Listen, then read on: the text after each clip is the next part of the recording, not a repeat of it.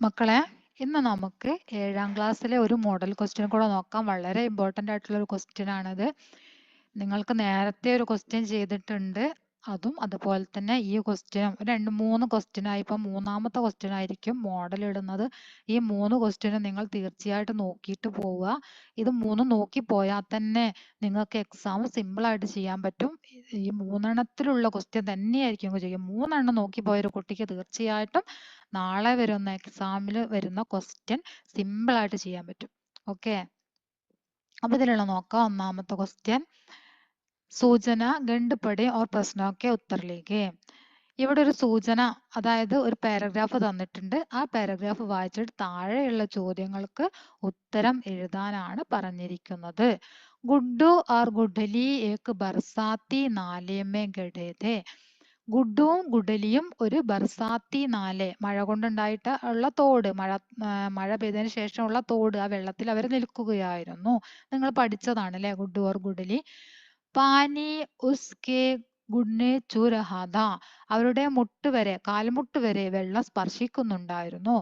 ദോനോ പത്തേക്ക് നാവ് തൈരാനേക്ക് കോശിഷ് കർ രഹേ ഥേ. രണ്ടുപേരും ലീഫ് ബോട്ട്, ഇല കൊണ്ടുണ്ടാക്കിയ തോണി ഒഴുക്കാനുള്ള ശ്രമത്തിലായിരുന്നു. നാവുമേ കുച്ച് സവാരിയാമ്പി ജബർദസ്തി ബിഠായി ഗയി ഥി. തോണിയിൽ കുറച്ച് യാത്രക്കാരെ അവർ നിർബന്ധിച്ചിരുത്തിയിട്ടുണ്ടായിരുന്നു. ഏക് ചീംട്ട കോസം കെ പേട് പർ രഹനെ വാല ഏക് ലാൽ കാല കീട ഓർ ഏക് കേഞ്ചുവ. ആരൊക്കെയാണ് ഇരുത്തിയത്? ഉറുമ്പ്, കോസം ട്രീയിൽ ഇരിക്കുന്ന താമസിക്കുന്നതായിട്ടുള്ള കറുപ്പും ചുവപ്പും നിറത്തിലുള്ള കീടം, പിന്നെ മണ്ണിര. തീൻ സവാരിയ ബൈഠ് ചുക്കി ഥി. ഇങ്ങനെ 3 യാത്രക്കാരെയാണ് അവർ ഇരുത്തിയിരുന്നത്. സബി ഗുഡ്ഡു കോ ഏക് ചോട്ടാ മേണ്ടക് ദിയ. തബി ഗുഡ്ഡു കോ ഏക് ചോട്ടാ മേണ്ടക് ദിയ. അപ്പോഴാണ് ഗുഡ്ഡു ഒരു ചെറിയ തവളയെ കണ്ടത്. അവിടെ ഒരു ചെറിയ തവള നിൽക്കുന്നത് ഗുഡ്ഡു കണ്ടു. ഗുഡ്ഡു ഓർ ഗുഡലി കഹാ ഖഡേ ഥേ. ഗുഡ്ഡുവും ഗുഡലിയും എവിടെ നിൽക്കുകയായിരുന്നു? എവിടെ നിൽക്കുകയായിരുന്നു എന്നാണ് പറഞ്ഞത്? ഗുഡ്ഡു ഓർ ഗുഡലി ബർസാത്തി നാലേ മേ അല്ലേ. അപ്പൊ എന്താണ് അതിന്റെ ആൻസർ? ബർസാത്തി നാലേ മേ. ദോനോം കിസ്കി നാവ് തൈരാനേക്ക് കോശിഷ് കർ രഹേ ഥേ. നിങ്ങൾ പാരഗ്രാഫിലേക്ക് നോക്കുക. ഇങ്ങനെ ഒരു ക്വസ്റ്റ്യൻ നിർബന്ധമായിട്ട് ഉണ്ടായിരിക്കും. നിങ്ങൾ പാരഗ്രാഫ് നന്നായിട്ട് നോക്കിയാൽ അതിൽ നിന്ന് തന്നെ നിങ്ങൾക്ക് ആൻസർ കിട്ടും. തെറ്റിക്കാതെ എഴുതാൻ പറ്റും. ഓക്കെ, ദോനോം കിസ്കി നാവ് തൈരാനേക്ക് കോശിഷ് കർ രഹേ ഥേ. എന്തിന്റെ തോണിയാണ് അവരുണ്ടാക്കിയിട്ട് ഒഴുക്കാൻ ശ്രമിച്ചത് എന്നാണ് ചോദിച്ചത്. എന്താണ്? പത്തേക്ക് നാവ് അല്ലേ. അപ്പൊ എന്താണ് ആൻസർ? പത്തേക്ക്. പത്തേക്ക് എന്നാണ് ആൻസർ. നാവുമേ കിത്തനി സവാരിയാ ബൈഠ് ചുക്കി ഥി. തോണിയിൽ എത്ര യാത്രക്കാരെ ഇരുത്തിയിട്ടുണ്ടായിരുന്നു? തീൻ അല്ലേ. 3 യാത്രക്കാരെ ഇരുത്തിയിട്ടുണ്ടായിരുന്നു. അതിന് ശേഷമാണ് ആരെ കണ്ടത്? മേണ്ടക്കിനെ കണ്ടത്. ഇവിടെ പറയുന്നുണ്ട്, നാവുമേ കുച്ച് സവാരിയോ കി ബിഠായി ഥി തീൻ സവാരിയ അല്ലെ. തീൻ സവാരിയ ബൈഠ് ചുക്കി ഥി. അപ്പൊ എത്ര യാത്രക്കാരെ ഇരുത്തിയിരുന്നു? കിത്തനി സവാരിയ ബൈഠ് ചുക്കി ഥി എന്നാണ് ചോദിച്ചത്. തീൻ. നാവ് കാ സമാനാർത്ഥ ശബ്ദ ഹേ. തോണിയുടെ അതേ അർത്ഥം വരുന്ന പദം നൗക. നൗക പറഞ്ഞ തോണിയാണ്. പാനി പറഞ്ഞ വെള്ളം, മേഘ പറഞ്ഞ മേഘം. അപ്പൊ നൗകയാണെന്ത്? തോണി. നാവ് നൗക. കിസ്ക ചോട്ടാ മേണ്ടക് ദിക്ക. കിസ്നെ എന്നായിരിക്കും. അതായത് ആരാണ് ചെറിയ മേണ്ടക്കിനെ, ആ കുഞ്ഞു മേണ്ടക്കിനെ കണ്ടത്? ആരാണ്? ഗുഡ്ഡു അല്ലെ. ഗുഡ്ഡു ആണ് മേണ്ടക്കിനെ കണ്ടത്. അവിടെ പറയണ്ടത് തബി ഗുഡ്ഡു. ആരാണ് കണ്ടത്? ഗുഡ്ഡു ഏക്ക് ചോട്ടാ മേണ്ടക് ദിക്ക. ഗുഡ്ഡു ആണ് ഒരു ചെറിയ മേണ്ടക്കിനെ കണ്ടത്.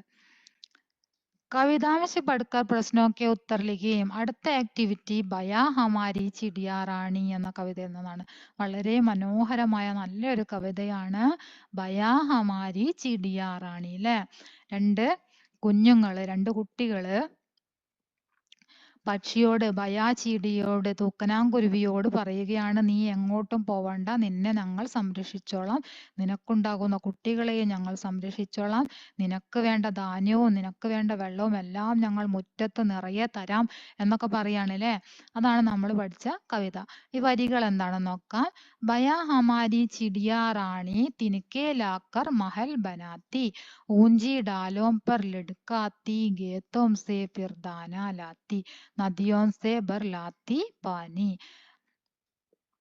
ഈ വരികളില് കവിതാംശ സേ തുക്കാന്ത ശബ്ദ ചുൻകർ ലിഖിയെ, തന്നിരിക്കുന്ന വരികളിൽ നിന്നും തുക്കാന്ത ശബ്ദ് എഴുതാനാണ് പറഞ്ഞിരിക്കുന്നത്. തുക്കാന്ത ശബ്ദ് നമ്മൾ ഇതിന്റെ അതായത് റൈമിംഗ് വേർഡ്സ് എഴുതാനാണ് പറഞ്ഞത്.